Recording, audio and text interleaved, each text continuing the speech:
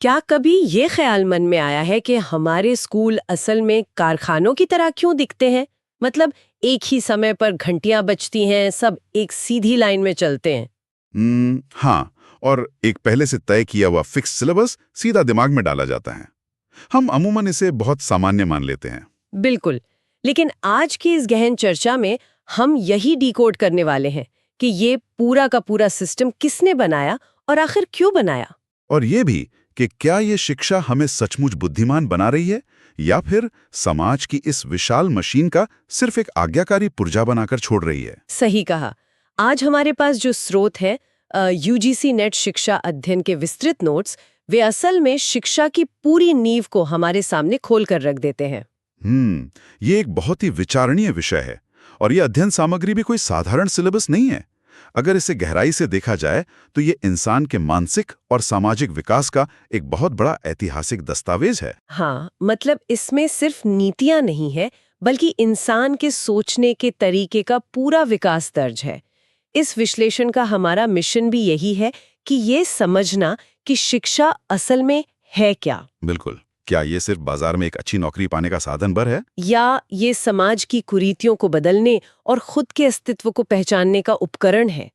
चलिए इसे थोड़ा आसान भाषा में समझते हैं। जी ये नोट्स बहुत ही व्यापक हैं। हाँ, इनमें दर्शन शास्त्र से लेकर समाजशास्त्र तक सब कुछ शामिल है। तो सबसे पहले ज्ञान की उन सबसे पुरानी जड़ों की ओर चलते हैं, जहां शिक्षा का उद्देश्य बाहरी दुनिया पर कब्जा करना नहीं, बल्कि खुद के मन को जीतना था। भारतीय दर्शन शास्त्र की ये सबसे बड़ी खासियत रही है। इसकी शुरुआत ही एक बहुत गहरे वैचारिक आधार से होती है। इन नोट्स में सबसे पहले सांख्य दर्शन का जिक्र है। अच्छा, जिसे कपिल मुनि ने प्रतिपादित किया था। बिल्कुल, ये दर्शन द्वैतवादी हैं। द्वैतवाद का मतलब है कि ये ब्रह्मांड दो मूल तत्वों से बना है।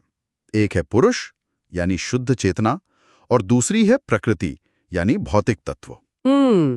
तो सांख्य के अनुसार इंसान दुखों में इसलिए घिरा है क्योंकि वो चेतना और भौतिक वस्तुओं को एक ही मान लेता है। एकदम सही।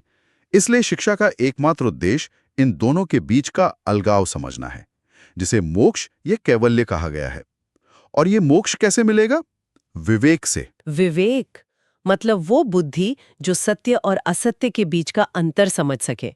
ये बहुत ही दिलचस्प है कि हजारों साल पहले शिक्षा का पैमाना सिर्फ सूचना नहीं था, बल्कि विवेक था। हाँ, और यहीं से हम पतंजलि के योग दर्शन की तरफ बढ़ते हैं, जो सांख्य का ही व्यावहारिक रूप माना जाता है।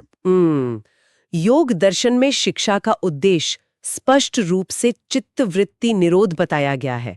मतलब मन की चंचलता और भटकने की आदत को रोकना। बिल्कुल सही। अगर मैं इसकी तुलना आज के समय से करूं, तो प्राचीन भारतीय दर्शन की यह शिक्षा प्रणाली आज के डिजिटल डिटॉक्स और माइंडफुलनेस एप्स का एक बहुत ही उन्नत संस्करण लगता है। अरे वाह, ये बहुत अच्छी तुलना है। हाँ, मतलब आज हम स्क्रीन टाइम कम करने के लिए संघर्ष कर रहे हैं, जबकि योग दर्शन ने सदियों पहले ही इसे शिक्षा का मुख्य लक्ष्य बना दिया था। यहाँ जो सबसे आकर्षक बात है वो ये है कि प्राचीन काल में ज्ञान प्राप्ति की विधि केवल किसी कक्षा में बैठकर किताबें पढ़ लेना नहीं था।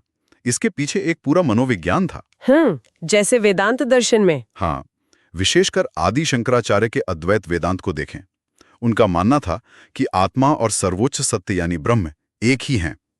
पर इस ज्ञान को पाने की प्रक्रिया 3 चरणों में होती थी। श्रवण, मनन और निधिध्यासन। राइट। बिल्कुल। श्रवण यानी गुरु से सत्य को सुनना, मनन यानी उस सुने हुए ज्ञान पर खुद के तर्क से गहराई से विचार करना, और फिर निधिध्यासन, जहां उस सत्य को अपने जीवन में उतार लिया जाता है। ये केवल डेटा इकट्ठा करने की प्रक्रिया नहीं थी, ये सोचना को प्रज्ञा या बुद्धिमत्ता में बदलने की बहुत ही वैज्ञानिक विधि थी। सही कहा। और केवल हिंदू दर्शन ही नहीं, अगर हम बौद्ध और जैन दर्शन को देखें तो वहां भी वैसी ही मनोवैज्ञानिक गहराई मिलती है। हाँ, नोट्स में बुद्ध के 4 आर्य सत्य का जिक्र है कि दुख है और उसका कारण है, और उनके अष्टांगिक मार्ग का अंतिम लक्ष्य निर्वाण है। और बौद्ध शिक्षा प्रणाली ने नालंदा जैसे महान विश्वविद्यालय दिए। वहां शिक्षा केवल शास्त्रों तक सीमित नहीं थी, उनका मुख्य जोर समता और करुणा के विकास पर था। और दूसरी तरफ महावीर स्वामी का जैन दर्शन अहिंसा और अनेकांतवाद सिखाता है। अनेकांतवाद मतलब ये समझना कि सत्य के कई पहलू हो सकते हैं। बिल्कुल। जो मैं सोच रही हूँ वो भी सच हो सकता है और जो सामने वाला कह रहा है उसके नजरिए से वो भी सच हो सकता है। आज के इस बंटे हुए समाज में ये कितनी प्रासंगिक बात है। ये एक बहुत ही प्रासंगिक बिंदु है। असहमति का सम्मान करना ही सच्ची शिक्षा है। और इसी कड़ी में इस्लामिक परंपराओं और दयानंद सरस्वती के योगदान को भी समझना चाहिए। दयानंद सरस्वती ने वेदों की ओर लौटो का नारा दिया था। हाँ, लेकिन उनका उद्देश्य केवल पुरानी बातें दोहराना नहीं था। वे वैदिक नैतिकता और विशेष रूप से स्त्री पुरुष समानता को वापस लाना चाहते थे। और इस्लामिक परंपराओं में भी मदरसों के माध्यम से शिक्षा का स्वरूप विकसित हुआ। बिल्कुल। मुगल काल में शिक्षा केवल धार्मिक नहीं थी, वहां का उद्देश्य सामाजिक न्याय और धार्मिक सहिष्णुता का प्रसार करना भी था। प्राचीन भारत में 14 प्रकार की विद्याएं सिखाई जाती थी। तो प्राचीन भारत ने हमें सिखाया कि शिक्षा का मतलब खुद को जानना है। लेकिन यहाँ एक सवाल उठता है, अगर इंसान सिर्फ खुद को जानने में लगा रहा तो भौतिक दुनिया की समस्याओं को कौन सुलझाएगा? बहुत सी सवाल है। विज्ञान कैसे आगे बढ़ेगा, समाज कैसे चलेगा?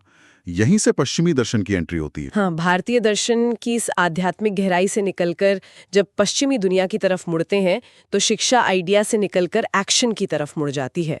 पश्चिमी दर्शन का विकास क्रम उस बात को बहुत स्पष्ट करता है कि विचारों को जमीन पर कैसे उतारा जाए। इसकी शुरुआत हम प्लेटो के आदर्शवाद से कर सकते हैं। आदर्शवाद मतलब आइडियलिज्म। हाँ, प्लेटो मानते थे कि जो दुनिया हमें दिख रही है वो असली नहीं है, असली है विचार या आइडिया। इसलिए शिक्षा का उद्देश्य शाश्वत सत्य की प्राप्ति है। और इसके लिए उन्होंने सोक्रेटिक मेथड यानी सवाल जवाब की विधि चुनी। लेकिन उनके ही शिष्य अरस्तु ने इसे पलट दिया। अरस्तु ने यथार्थवाद या रियलिज्म की नींव रखी। उन्होंने कहा कि जो संसार हमें अपनी इंद्रियों से दिखाई दे रहा है वही सत्य है। बिल्कुल। इसलिए शिक्षा का उद्देश्य वैज्ञानिक ज्ञान प्राप्त करना होना चाहिए, और ये ज्ञान प्रेक्षण और प्रयोग के जरिए ही आ सकता है। और ये वैज्ञानिक दृष्टिकोण आगे चलकर शिक्षा को बदल देता है। इसके बाद हम देखते हैं प्राकृतिकवाद और प्रैग्मेटिज्म का जन्म। हाँ, रूसो जैसे विचारकों ने प्राकृतिकवाद का समर्थन किया। उनका कहना था कि समाज के नियम बच्चों को भ्रष्ट करते हैं। तो शिक्षा प्रकृति के अनुसार होनी चाहिए, बच्चों को स्वतंत्र रूप से सीखने देना चाहिए। और फिर आते हैं जॉन ड्यूई, जिन्होंने प्रैग्मेटिज्म यानी प्रयोगवाद का सिद्धांत दिया। ड्यूई का मानना था कि शिक्षा का काम पुरानी बातें रटना नहीं है, बल्कि आज की समस्याओं का समाधान खोजना है। आज स्कूलों में जो प्रोजेक्ट मेथड होता है वो इसी दर्शन की देन है।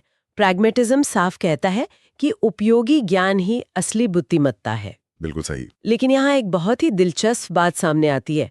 प्रैग्मेटिज्म कहता है कि उपयोगी ज्ञान ही असली ज्ञान है, तो क्या इससे शिक्षा सिर्फ एक उपकरण बनकर नहीं रह जाती? ये एक बहुत ही वाजिब आलोचना है। मतलब क्या हम सिर्फ वो सीख रहे हैं जो बाजार में बिक सके?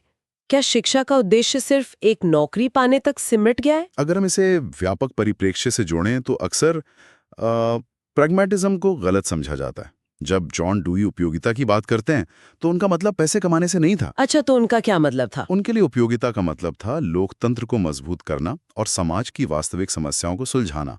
अगर गरीबी है तो शिक्षा ऐसी हो जो गरीबी दूर करे।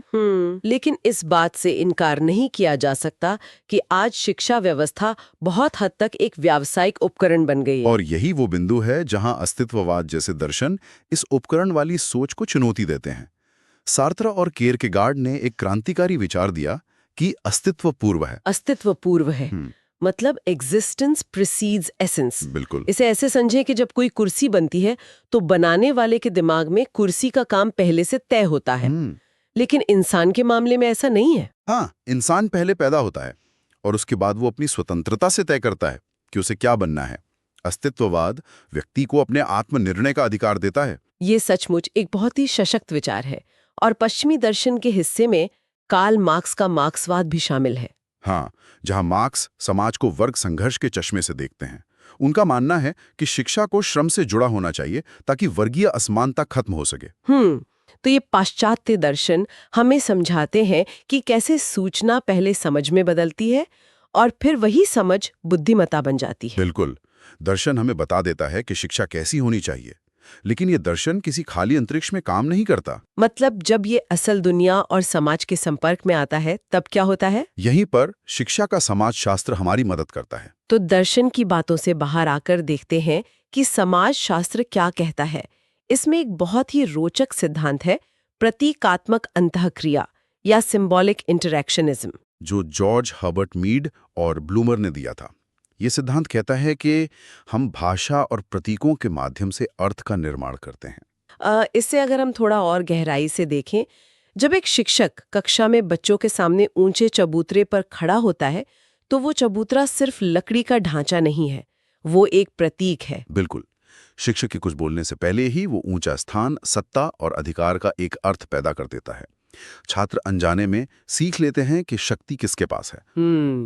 इसी के साथ एक और बड़ा सिद्धांत है संरचनात्मक कार्यात्मकवाद, जो दुर्खीम और पार्सन से जुड़ा है। इनका मानना है कि समाज एक शरीर की तरह है और शिक्षा व्यवस्था उसका एक अंग है, जिसका काम समाज को एकजुट रखना है। तो कार्यात्मकवाद के अनुसार परिवार बच्चों का प्राथमिक समाजीकरण करता है और स्कूल उन्हें औपचारिक रूप से समाज के नियमों में ढालता है। बिल्कुल सही। अगर इसे हम शुरुआत वाले कारखाने के उदाहरण से जोड़ें, तो स्कूल एक कारखाने की तरह है जहां से एक जैसे आदर्श नागरिक बनकर निकलते हैं। हाँ, जिन्हें समय पर आना और बिना सवाल किए काम करना आता है, ताकि समाज की मशीन चलती रहे। लेकिन हमारे नोट्स में इसके विपरीत संघर्ष सिद्धांत या कॉन्फ्लिक्ट थ्योरी भी है, जो कार्ल मार्क्स और पियरे बाउर के विचारों पर है। ये इस कारखाने वाले मॉडल को खारिज करता है। इसके अनुसार ये पूरी व्यवस्था एक फिक्स्ड गेम है। हाँ, जो सिर्फ ताकतवर लोगों को फायदा पहुंचाने के लिए है, जैसे महंगी प्राइवेट कोचिंग।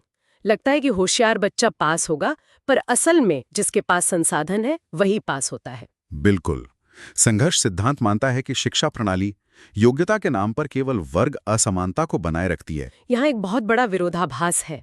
सामाजिक संस्थाएं सांस्कृतिक हस्तांतरण करती हैं ताकि स्थिरता बनी रहे, पर जब ये फिक्स्ड गेम बर्दाश्त से बाहर हो जाता है, तब तनाव पैदा होता है। और यही तनाव सामाजिक आंदोलनों को जन्म देता है। नोट्स में सापेक्षिक वंचना का सिद्धांत दिया गया है। मतलब जब किसी समूह को लगता है कि उसे वो नहीं मिल रहा जिसका वो हकदार है, तो असंतोष पैदा होता है। हाँ, तुलनात्मक रूप से जब वो दूसरों को आगे बढ़ते देखता है, चाहे वो शिक्षा का अधिकार हो या संसाधन, नवीन सामाजिक आंदोलन इसी प्रक्रिया का हिस्सा है। ये सोचने वाली बात है कि शिक्षा वो गोंद भी है जो समाज को जोड़ती है, और वो चिंगारी भी है जो क्रांति लाती है। बिल्कुल। अब सवाल ये उठता है कि अगर हमारी शिक्षा प्रणाली में इतनी कमियां हैं, तो इसे सुधारने के लिए किन विचारकों ने काम किया? यहीं पर महान विचारकों का योगदान आता है। स्वामी विवेकानंद ने मनुष्य निर्माण की बात की। उनके अनुसार जिससे चरित्र न बने वो शिक्षा व्यर्थ है। और रविंद्रनाथ टैगोर ने शांति निकेतन की स्थापना की, प्रकृति केंद्रित शिक्षा जहां बच्चा चार दीवारों के बाहर सीखे। श्री अरविंद ने समग्र शिक्षा का विचार दिया, जहां शारीरिक, मानसिक और आध्यात्मिक विकास हो। और महात्मा गांधी की नई तालीम का जिक्र करना भी जरूरी है। गांधी जी का तर्क था कि जब बच्चा अपने हाथों से कुछ बनाता है तो वो अनुभव से सीखता है। इससे श्रम का सम्मान पैदा होता है। इसके अलावा जे कृष्णमूर्ति का विचार भी बहुत क्रांतिकारी है। वे बिना शर्त शिक्षा की बात करते हैं।